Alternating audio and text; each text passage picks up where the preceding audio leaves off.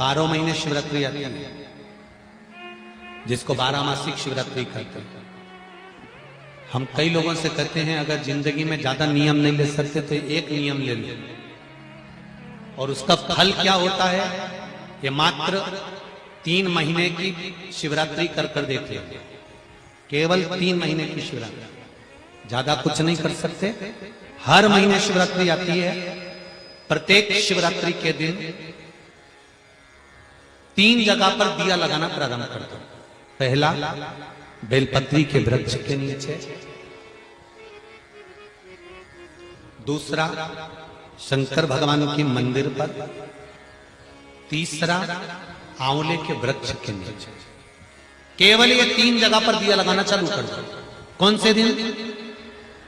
हर महीने की जो शिवरात्रि आती है, मासिक शिवरात्रि जो आती है, आप 12 महीने का नियम बनाओ कि मैं 12 महीने की शिवरात्रि का व्रत करूं ना करूं।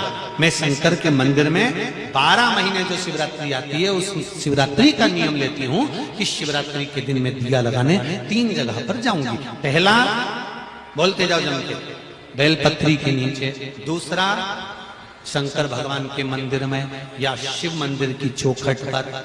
तीसरा, आंवले के वृक्ष के नीचे। ये 3 जगह पर आप प्रणाम कर कर, झोली पसार कर बाबा देवाधिदेव महादेव, माता लक्ष्मी और पार्वती के नाम से दिया लगाना प्रारंभ कर दीजिए। 3 महीने की शिवरात्रि पूरी हो, ये निश्चित है अगला पत्र आपका इस जगह पर मिलेगा कि बाबा ने मेरा ये कार्य किया। आज भी हमारे शास्त्र कहते हैं महाराज, अगर शिवरात्रि के दिन शंकर भगवान पर बेर समर्पित कर कर यदि उस बेर को खाया जाता है तो दमे जैसी बीमारी भी ठीक हो जाती है, श्वास से जुड़ी हुई तकलीफें भी ठीक हो जाती है। जिस व्यक्ति को चलने में हाँपड़ी भराती है, थोड़ी दूर चलकर बहुत तेज हाँपने लगता है, उसके दम भराने लगता है, सांस फूलने लगती है और उसको 10 जगह पर बैठना पड़ता है। किसी से बात करते करते उसको दम भरा जाती है, ठंड का समय है उसको दम भरा जाती है, सांस भरा जाती है, बोल नहीं पाता है, उसको बार बार उसके लंग्स इन्फेक्शन होने लगते हैं। उस व्यक्ति को शिवरात्रि के दिन शंकर भगवान पर एक बेर चढ़ाकर उस बेर को अवश्य खाना चाहिए। तो वो फेफड़े की बीमारी हो, लंग्स की बीमारी हो, चाहे कैसा भी हमारा दमा भरा ना हो, वो ठीक हो जाता है। एक बेर जो मेरे भगवान राम जी को शबरी ने दिया वो बेर साधारण नहीं था। जो माँ पार्वती जी ने शंकर जी को समर्पित किया वो बेर साधारण नहीं था। जो माँ सती जब भगवान शंकर के साथ में कुंभज ऋषि के आश्रम में कथा श्रवण करने के लिए गई और बाबा कुंभज बाबा के आंगन में से एक बेर उनकी आज्ञा से तोड़कर शिव को समर्पित करती हैं और शंकर भगवान को श्री राम जी का दर्शन हो जाता है। वो बेर साधारण नहीं। करें दर्शन किसी ने? किस किसने देखा है? देखा है आप लोगों ने? हल्का सा नीला कलर उसका होता है। करें दर्शन। शमी का पुष्प, एक शमी का पुष्प 12 महीने की शिवरात्रि आती है। 12 महीने एक ठेला चलाने वाला, रोड पर बैठकर कपड़े बेचने वाला, ट्रेन में एक साधारण सा व्यक्ति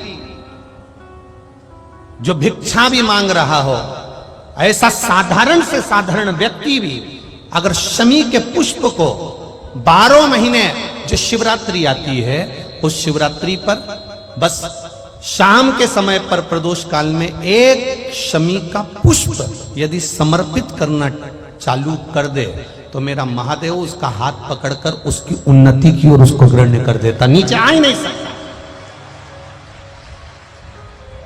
5 पुष्पों का व्याख्यान हमारे यहाँ शिव महापुराण करती है। कितने पुष्प? जम के बोलो जरा ऐसा।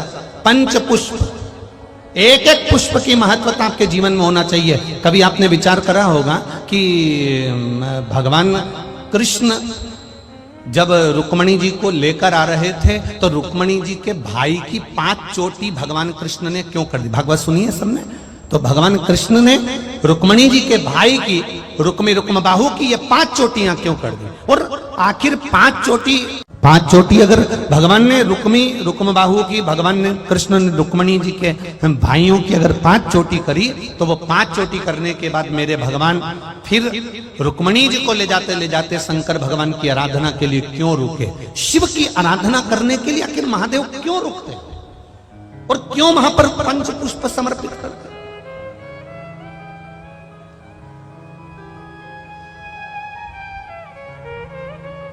पांच पुष्प ऐसे हैं जो देवाधिदेव महादेव को किस समय, किस घड़ी में और किस पल में समर्पित किए जाते हैं, जिससे मानव के जीवन में देवाधिदेव महादेव का एक बार दर्शन हो जाए और उसकी करुणा प्राप्त हो जाए।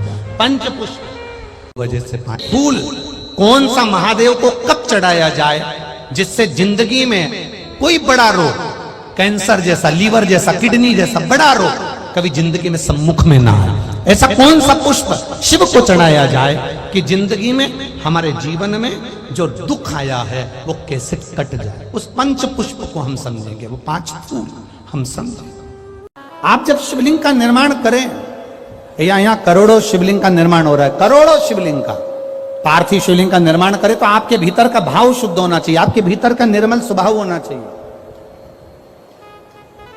सती मैया कथा सुनने के लिए अगस्त ऋषि की यहाँ गई थी, कुंभज ऋषि की यहाँ गई थी, और कथा सुनते सुनते उनके मन में आ गया था, मेरे पति मुझे यहाँ कथा सुनाने के लिए लेकर आए हैं, इससे अच्छा कि मैं जलकर भस्म हो जाऊं। तो सती मैया को जलकर भस्म होना पड़ा। शिवजी के मन में कथा सुनते सुनते आ गया था कि मेरा मन करता है कि मैं राम का दर्शन करूं, तो शिवजी को राम का दर्शन हो गया। जो शिव महापुराण की कथा के पंडाल में बैठकर, पंडाल के क्षेत्र में कहीं पर भी बैठकर जो कामना करता है, देवाधिदेव महादेव उसको 3 महीने के अंदर पूरा कर देता है। यह शिव तत्व। जब तक इस पृथ्वी पर कहीं पर भी पार्थिव शिवलिंग का निर्माण इस भूमंडल पर देव, असुर, मनुष्य जो करेगा, पूरे ब्रह्मांड में, पूरे पृथ्वी पर कहीं पर भी अगर पार्थिव शिवलिंग का निर्माण प्रतिदिन कहीं ना कहीं हो रहा होगा, जब तक मृत्यु लोक पर पार्थिव शिवलिंग बनता रहेगा, तब तक ये शिवलिंग कभी नष्ट नहीं होगा और ये सदा बना रहेगा। जिस लड़का लड़की का विवाह 30 साल का हो गया, 35 साल के हो गए, लड़का लड़की 40 साल के हो गए, 35 साल के हो गए, और उनका अगर विवाह नहीं हुआ है, बहुत रिश्ते आए चले गए, संबंध आए चले गए, या जो बेटा बेटी चाहते हैं कि हम अच्छा पढ़कर एक नौकरी सरकारी प्राप्त कर लें, कोई ऐसा अच्छा जॉब हमारी किस्मत में मिल जाए, उन बेटा बेटियों से निवेदन करूंगा, यदि आप चाहते हो तो एक प्रयास जरूर करो, एक प्रयास अपनी जिंदगी में जरूर करो। शिवलिंग समझ लेना जरा अच्छे से, शिवलिंग जलाधारी गणेश, कार्तिकेय, अशोक सुंदरी, और ये शिवलिंग, और ऊपर भगवान शिव की 5 बेटियां, जया, विषहरा, श्यामलीवारी, दौतली, देव। 3 प्रदोष या 3 शिवरात्रि। कितनी प्रदोष? 3 या 3 शिवरात्रि। मेरा बेटा बेटियों से निवेदन है, जो अच्छी पढ़ाई कर रहे हैं, मेहनत करो, अच्छा पढ़ो, और मेहनत के साथ में जब कंपटीशन एग्जाम में बैठने का समय आए, 3 स्थान जहां पर आपको, प्रथम अशोक सुंदरी, अशोक सुंदरी की जगह पर जब आप बेलपत्र समर्पित करेंगे तो डंडी का मुख जहां से पानी बहता है उस स्थान पर रखेंगे। दूसरा, शमी का पत्ता, शमी का पत्ता। दूसरा, शमी के पत्र को देवाधिदेव महादेव पर जब आप समर्पित करेंगे तो उसका डंडी का मुख भी जहां से जल बहता है उस ओर रखेंगे। और तीसरे नंबर पर है आंख का पुष्प। एक पुष्प होता है आंख का सफेद, और एक पुष्प होता है हल्का सा नीला। करें दर्शन आप लोगों ने? जम के तो बोलो जरा, करें ना? एक सफेद होता है, एक हल्का सा नीला होता है। सफेद आंख का जो पुष्प होता है वो केवल देवादिदेव महादेव का एक स्वरूप होता है। और हल्का सा जिसमें गुलाबीपन नीलापन होता है वो शिव, पार्वती, गणेश, कार्तिकेय, अशोक सुंदरी, जया, विषहरा, सामरीवारी, दौतली, देव और शिव जी के जितने गण हैं उन सबका प्रतीक होता है। तो तीसरे नंबर का जो आंख का गुलाबी कलर या हल्का नीला सा जो पुष्प होता है, उस 5 पुष्प का गुच्छ मां जगतजननी का जो स्थान है जलाधारी, जहां अगर आप इधर बैठे हो तो उसकी विपरीत दिशा, इधर बैठे हो तो उसकी विपरीत दिशा, इधर बैठे हो तो उसकी विपरीत दिशा, विपरीत दिशा में उस पुष्प को समर्पित करना है। अच्छी पढ़ाई करो, अच्छी मेहनत करो, और मेहनत के साथ में जब कंपटीशन एग्जाम के लिए जा रहे हो, उस जगह पर सीए की पढ़ाई भी कर रहे हो, चाहे किसी भी पढ़ाई में लगे हो, मेहनत के साथ में बाबा देवादिदेव महादेव को 3 प्रदोष या 3 शिवरात्रि आप दिल से बाबा को समर्पित कर कर, बाबा से प्रार्थना कर कर अशोक सुंदरी पर चढ़ाई हुई बेलपत्र को वापिस लेकर आइए। जिस विद्या स्थल पर आप पढ़ाई करते हो, जिस कमरे में आप रहते हो, वहां उस बेलपत्र को 3 प्रदोष की या 3 शिवरात्रि की बेलपत्र रखिए। जिस समय बाबा आपकी नौकरी लगा दे, ये 3 बेलपत्र एक साथ किसी भी प्रदोष पर शिव जी को समर्पित करिए। ये शिव तत्व है। आप मेहनत करें, खूब मेहनत करें, कंपटीशन एग्जाम के लिए जितनी कोचिंग कर सकते करो, मेहनत करना उतना करो, जितना करते हो उससे 4 गुना ज्यादा करो, और उसके साथ में देवादिदेव महादेव से प्रार्थना। अब जिनका मंगल विवाह नहीं हो रहा, 30 साल हो गए, 35 साल हो गए, 40 साल हो गए, उनके लिए भी वर्णन आता है।